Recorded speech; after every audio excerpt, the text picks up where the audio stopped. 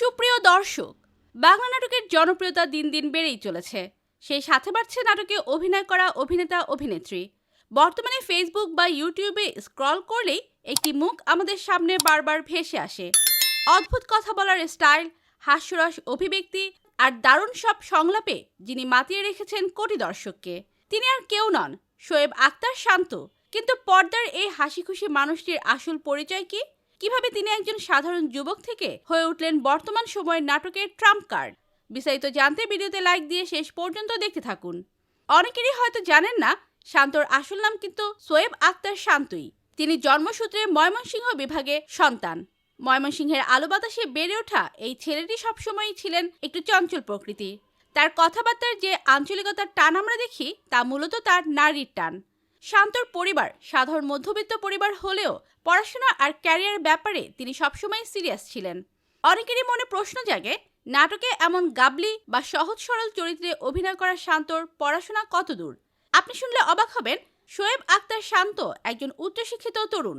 তিনি রাজধানীর একটি বেসরকারি বিশ্ববিদ্যালয় থেকে সফলভাবে তার স্নাতক সম্পন্ন করেছেন। অভিনয়ের পাশাপাশি শিক্ষা জীবনেও তিনি বেশ মেধাবী ছিলেন, যা তার স্মার্ট কথাবার্তা এবং ইন্টারভিউ দেখলেই বোঝা যায়। শোয়েব আক্তার শান্তর জনপ্রিয়তার শুরুটা কিন্তু হুট করে হয়নি। দীর্ঘদিনের পরিশ্রম আর ধৈর্য ছিল তার সঙ্গী। শুরুর দিকে টিকটক এবং ছোট ছোট ভিডিও ক্লিপের মাধ্যমে তিনি আলোচনায় আসেন।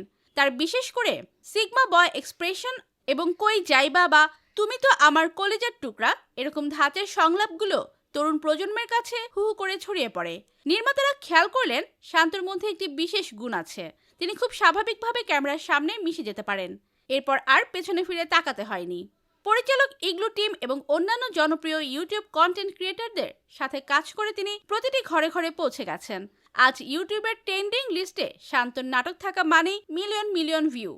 পর্দায় আমরা শান্তকে খুব চঞ্চল, কিপটে বা অদ্ভুত চরিত্রে দেখলেও বাস্তব জীবনে তিনি অত্যন্ত বিনয়ী এবং শান্ত স্বভাবের মানুষ। ভক্তদের সাথে তার আচরণ সবসময় প্রশংসিত হয়। মিরামপুর বা মফস্বলের চরিত্রে অভিনয় করলেও ব্যক্তি শান্ত অত্যন্ত আধুনিক মনস্ক।